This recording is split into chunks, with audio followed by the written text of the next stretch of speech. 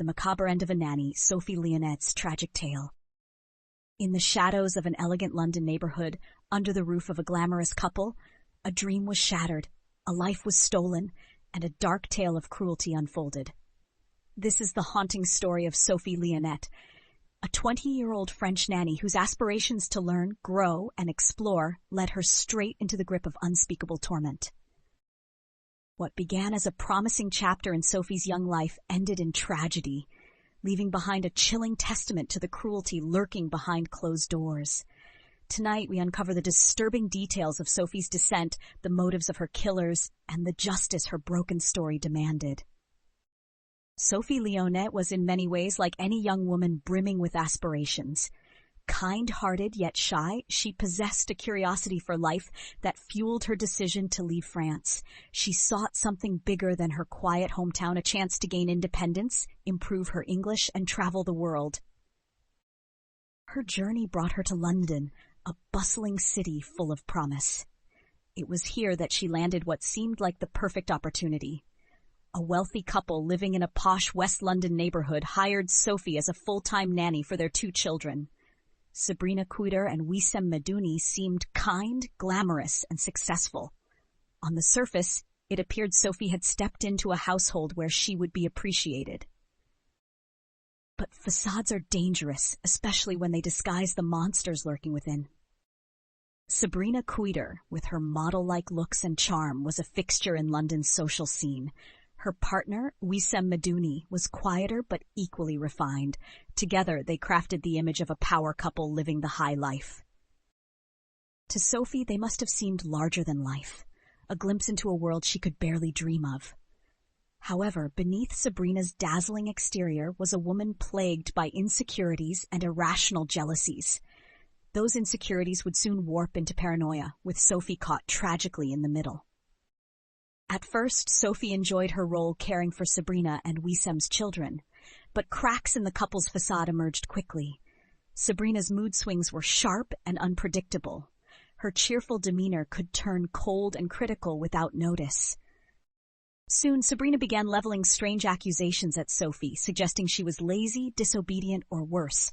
Sophie, a shy and non-confrontational young woman, tried to stay out of trouble, keeping mostly to herself, yet no amount of quiet compliance seemed to temper Sabrina's growing hostility.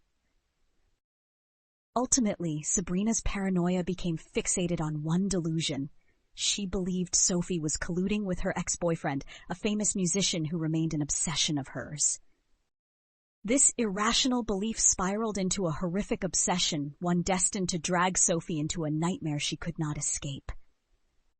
As Sabrina's paranoia deepened, Sophie's life within the Quidder-Medouni home changed dramatically. Sabrina became controlling, limiting Sophie's ability to leave the house or contact anyone outside. Wissem, rather than intervene, fell in line with Sabrina's paranoia. His passive complicity allowed the abuse to escalate unchecked. Soon, Sophie wasn't just confined within the home, she was living in fear. Sabrina's outbursts grew more frequent, and Sophie became a scapegoat for the couple's twisted insecurities and frustrations.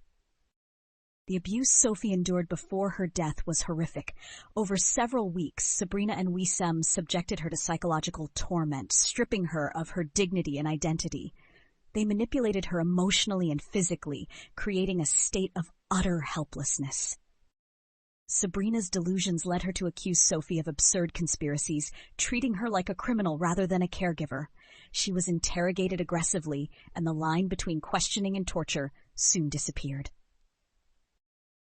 As Sophie grew weaker from malnutrition and physical abuse, her capacity to resist diminished. Alone, silenced, and frightened, she slipped deeper into despair. One fateful day in September 2017, everything came to a tragic head. The couple brutally ended Sophie's life, leaving her broken body as a testament to their cruelty. But their crime didn't end with her death. They still had to face the consequences of their horrific actions.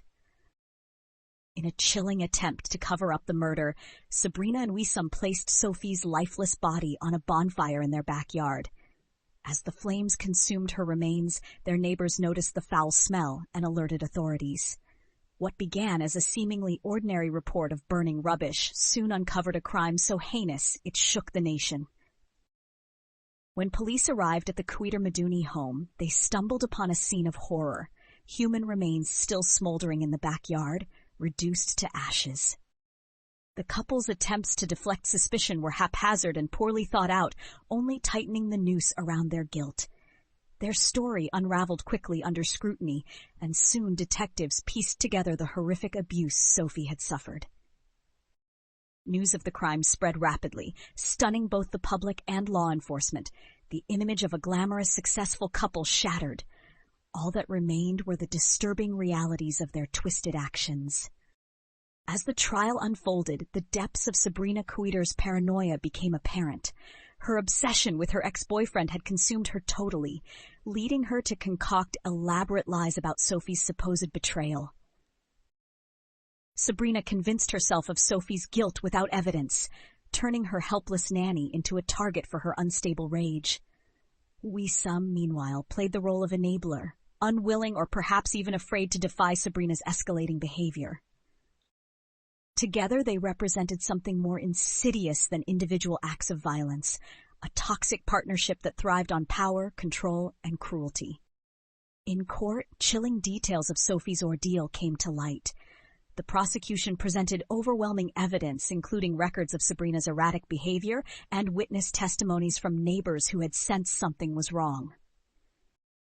Ultimately, the jury reached a unanimous verdict: guilty. Both Sabrina Queeter and Wisam Maduni were sentenced to life imprisonment for their role in Sophie's murder. The trial may have ended, but the scars left behind by their crime will never fully heal.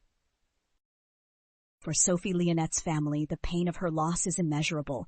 Her mother described her as a sweet, gentle soul who wanted only to live a simple, happy life. Sophie's story is a tragic reminder of how appearances can deceive, how evil can thrive in plain sight, and how easily trust can be betrayed by those who should protect it. Sophie's case raises urgent questions for us all. How can society protect vulnerable individuals, especially those far from home? How do we detect red flags early enough to intervene? Her story is both a cautionary tale and a call to action, urging us to be vigilant in safeguarding those who might otherwise go unnoticed. Sophie Lionet's life was tragically brief, but her legacy endures. By remembering her story, we keep alive the fight for justice and accountability. Behind every closed door may lie a world we cannot imagine. Sophie's tragedy reminds us to question the facades and protect the vulnerable before it's too late. This is her story, brutal, haunting, and unforgettable.